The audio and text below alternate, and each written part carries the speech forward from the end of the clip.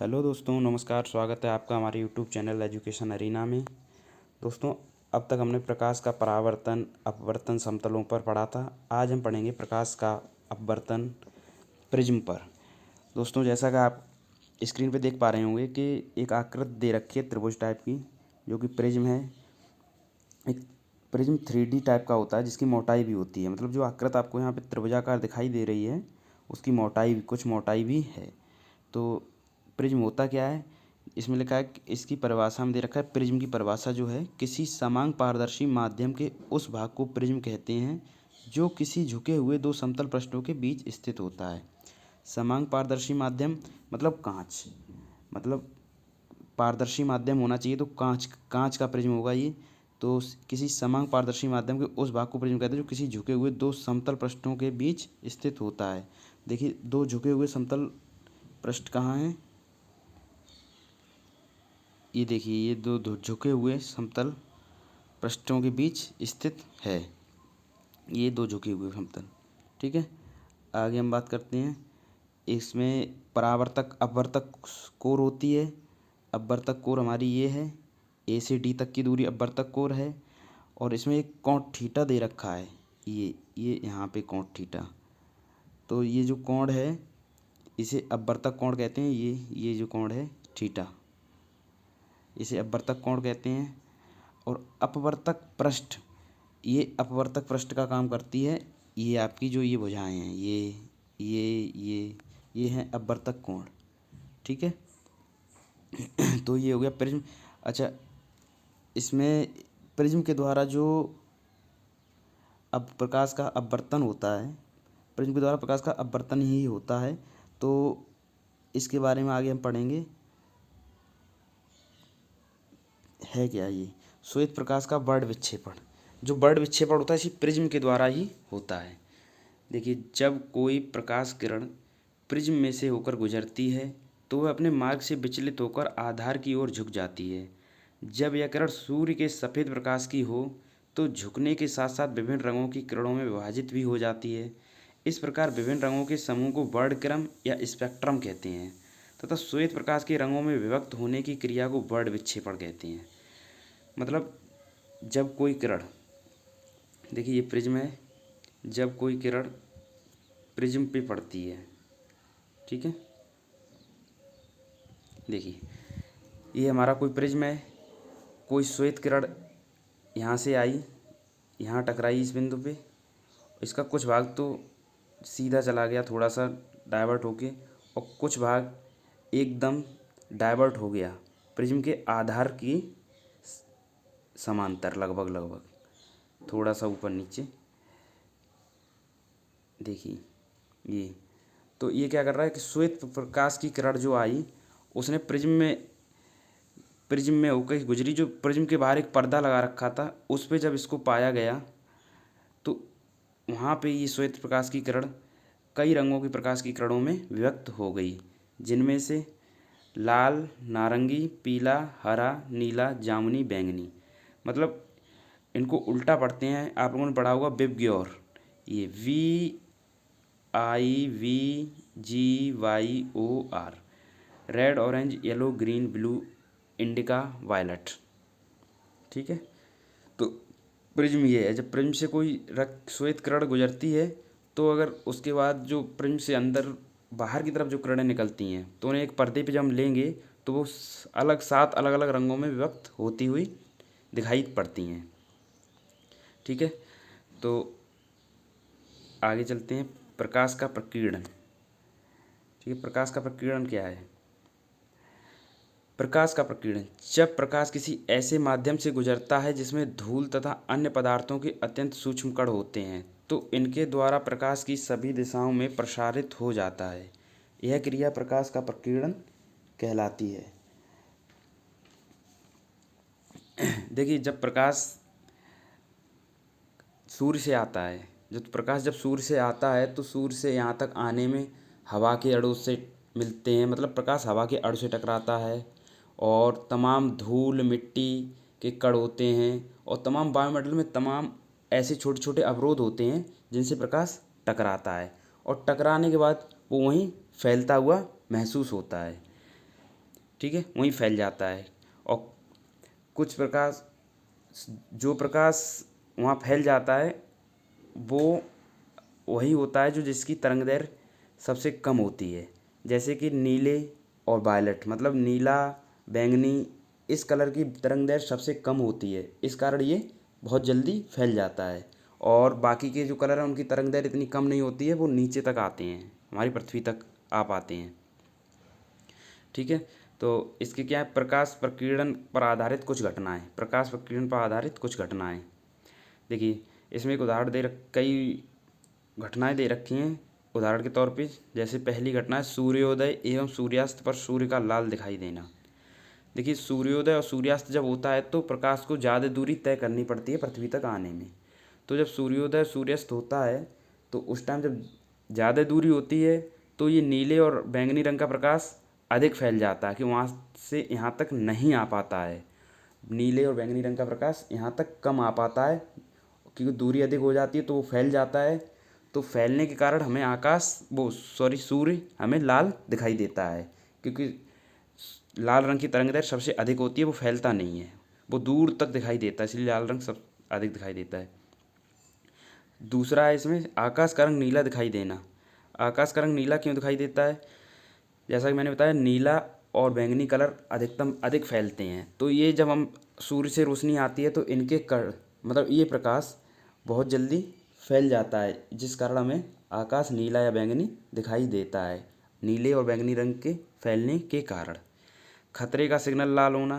देखिए कोई भी खतरे का सिग्नल होता है, चाहे वो झंडी हो या रेड लाइट हो या फिर ट्रेन में रेड लाइट हो ट्रैक पे, तो ये सब रेड कलर की इसलिए बनाई जाती है। रेड कलर जो होता है वो सबसे कम उसका प्रकीर्णन होता है, उसकी तरंगदैर्घ्य सबसे अधिक होती है 7800 एंगस्ट्राम के लगभग। रेड कलर की जो तरंगदैर्घ्य होती है 7800 एंगस्ट्राम, 7800 एंगस्ट्राम की लगभग होती है। तो इसकी ये सबसे कम फैलता है, इसीलिए इसे खतरे के सिग्नल में यूज में लेते हैं। तो क्या होता है, ये फैलता नहीं, वो काफ़ी दूर से दिख जाता है। ठीक है, खतरे का सिग्नल लाल होना। ठीक है, आगे चलते हैं। आगे आज हम बात करते हैं कुछ दृष्टि दोष एवं उनके निवारण से। दृष्टि दोष हैं क्या? देखिए जब हमारी आँखों में हम जब अपनी आँखों से कोई निकट की वस्तु को या दूर की वस्तु को स्पष्ट नहीं देख पाते हैं तो इसे ही दृष्टि दोष कहते हैं हम। जैसे 25 हमारा जो देखने की क्षमता है वो 25 सेंटीमीटर से लेके अनंत तक होती है। मतलब 25 सेंटीमीटर या 20 सेंटीमीटर के आसपास से हम स्पष्ट देखना शुरू करते हैं और अनंत तक देख सकते हैं। 20 या 25 सेंटीमीटर से नज़दीक अपनी अगर हम किताब भी लाते हैं तो हमें देखने में प्रॉब्लम होती है। तो 20 या 25 सेंटीमीटर से लेके अनंत तक हमारी क्षमता होती है देखने की। अगर इस क्षमता में कोई प्रॉब्लम होती है, इस क्षमता में कोई समस्या आती है हमें देखने में, तो ये दृष्टि दोष होता है। ठीक है, तो दृष्टि दोष तथा उनके निवारण हम पढ़ते हैं। जैसा कि परिभाषा में लिखा है, जब नेत्रों की समंजन क्षमता,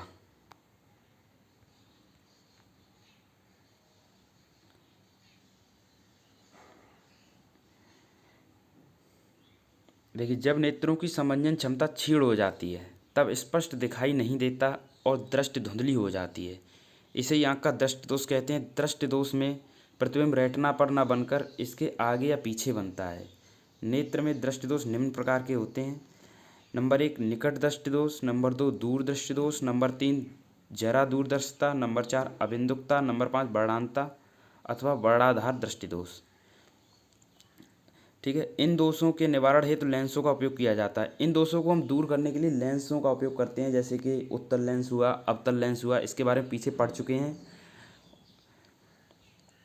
तो सबसे पहले हम बात करते हैं निकट दृष्टि दोष के लिए। निकट दृष्टि दोष है क्या? देखिए दोस्तों, निकट दृष्टि दोष में नेत्र को निकट की वस्तुएं जो स्पष्ट रूप से दिखाई देती हैं परंतु एक निश्चित दूरी से आगे की वस्तुएं स्पष्ट दिखाई नहीं देती हैं, अर्थात नेत्र का दूर बिंदु अनंत पर न होकर पास आ जाता है। यह दोष 10 से 16 वर्ष की आयु में होता है। इस दोष को चिकित्सा विज्ञान की भाषा में मायोपिया कहते हैं। देखिए जो निकट दृष्टि दोष होता है इसमें निकट की वस्तुएं तो साफ दिखाई देती हैं, निकट दृष्टि दोष में निकट की वस्तुएं साफ दिखाई देती हैं, दूर की वस्तुएं देखने में समस्या आती है। याद रखना, निकट की दृष्टि दोष में निकट की वस्तुएं साफ दिखाई देती हैं लेकिन दूर की वस्तुओं को देखने में समस्या उत्पन्न होती है। ठीक है। अच्छा, इस दोष को निम्नलिखित कारण हो सकते हैं। इस दोष के लिए क्या कारण होते हैं?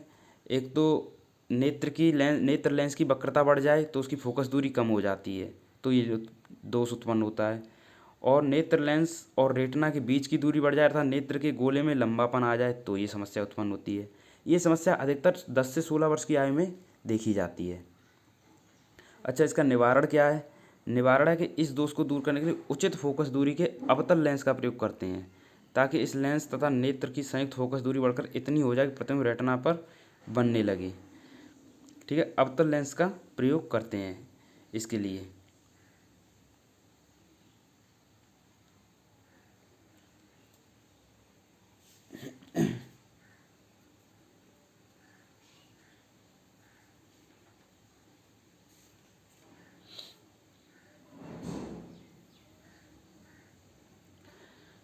आगे हम फिगर से समझेंगे इसको।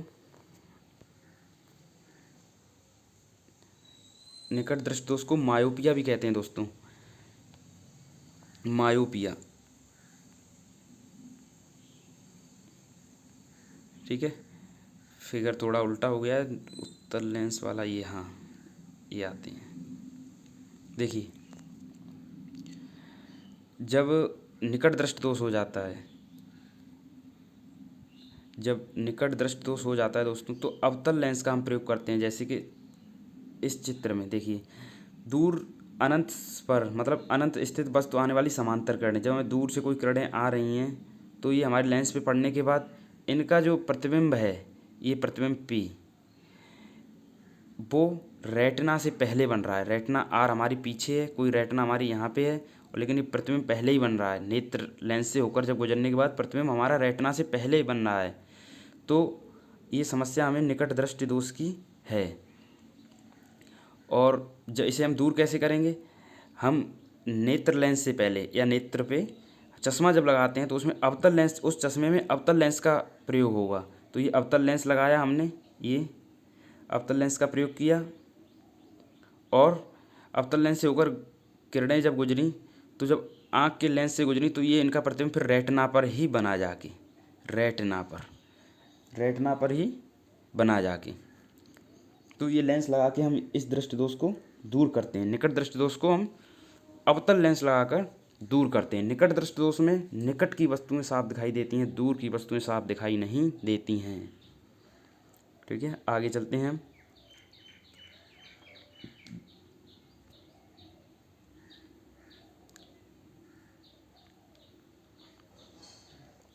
अब आते हैं दूर दृष्टि दोष पर। दूर दृष्टि दोष क्या है? देखिए, जैसे निकट दृष्टि दोष में क्या था कि निकट की वस्तुएं साफ दिखाई देती हैं लेकिन दूर की नहीं दिखाई देती, तो दूर दृष्टि दोष में ठीक इसका उल्टा होगा कि दूर की वस्तुएं तो साफ दिखाई देती हैं लेकिन निकट की वस्तुएं साफ दिखाई नहीं देती हैं, और उसमें अवतल दर्पण का इस्तेमाल करके निकट दृष्टि दोष को दूर किया जाता है। लेकिन दूर दृष्टि दोष को उत्तल दर्पण का प्रयोग करके, क्षमा करें, उत्तल लेंस का प्रयोग करके ही दूर किया जाता है।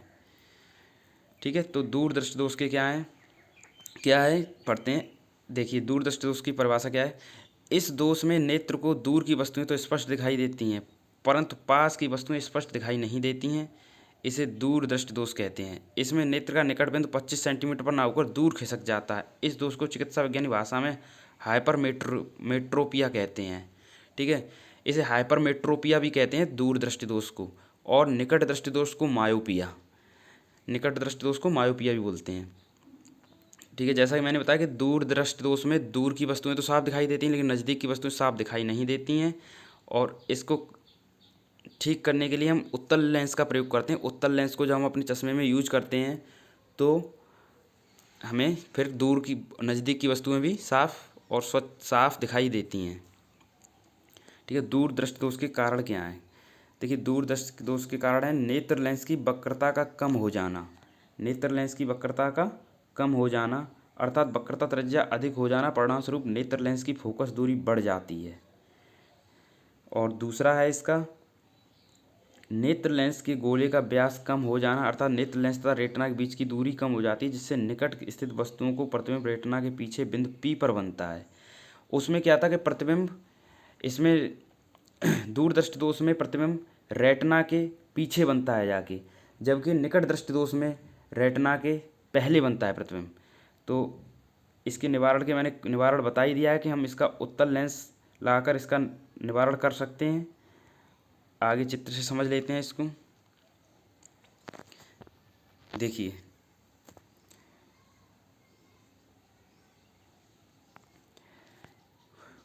ये प्रकाश की किरणें हमारे आ रही हैं और ये आँख से गुजरने के बाद ये इनका प्रतिबिंब रेटिना, जो हमारा ये आर है रेटिना, यहाँ पे ना बन के रेटिना के पीछे किसी पी बिंदु पर बन रहा है। ठीक है, तो इसे बनना चाहिए रेटिना पे, लेकिन ये बन रहा है पी बिंदु पर प्रतिबिंब रेटिना के पीछे।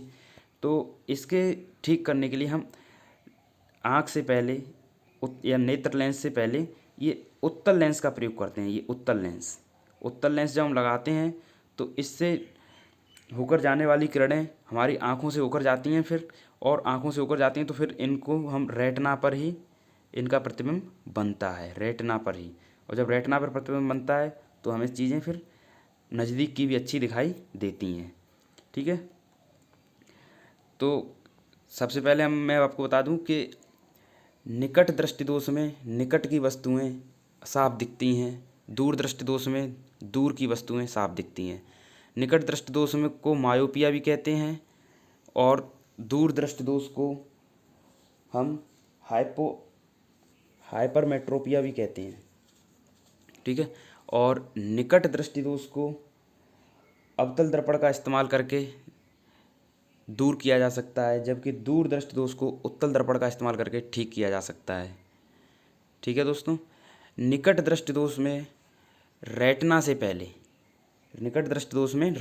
पहले प्रतिबिंब बनता है, और जबकि दूर दृष्टि दोष में रेटिना के पीछे प्रतिबिंब बनता है, रेटिना के बाद प्रतिबिंब बनता है। ठीक है, ये इनमें अंतर है और कारण निवारण बता ही दिए गए हैं। आगे चलते हैं। कुछ दोष और हैं जो नेत्र से ही संबंधित हैं। एक है जरा दूरदर्शिता। ये क्या होती है? जरा दूरदर्शिता का मतलब होता है इसमें दोनों ही दोष होते हैं, निकट की वस्तुएं भी साफ दिखाई नहीं देती हैं, दूर की वस्तुएं भी साफ दिखाई नहीं देती हैं। तो इसमें दोनों ही दोष होने के कारण द्विफोकल या बाइफोकल भी बोलते हैं या द्विफोकल भी बोलते हैं। द्विफोकल मतलब ऐसा लेंस बनाया जाता है जिसमें उत्तल लेंस और अवतल लेंस दोनों होते हैं। ऊपर की साइड में उत्तल लेंस होता है जिससे हम दूर की वस्तुएं साफ देख सकें, नीचे की साइड में अवतल लेंस होता है चश्मे में, जिससे हम निकट की वस्तुएं ठीक से देख सकें। तो एक ही चश्मे में दोनों लेंस फिट किए जाते हैं और अधिकतर ये रोग हमें बुढ़ापे में जाकर अक्सर होता है। इसे जरा दूरदर्शिता भी कहते हैं। ठीक है, दोष निवारण बता ही दिया मैंने, बाइफोकल 2 लेंस लगाए जाते हैं। आगे आते हैं अबिंदुकता। अबिंदुकता क्या है? नेत्र का वह दोष जिसके कारण नेत्र कुछ दूरी पर स्थित क्षैतिज या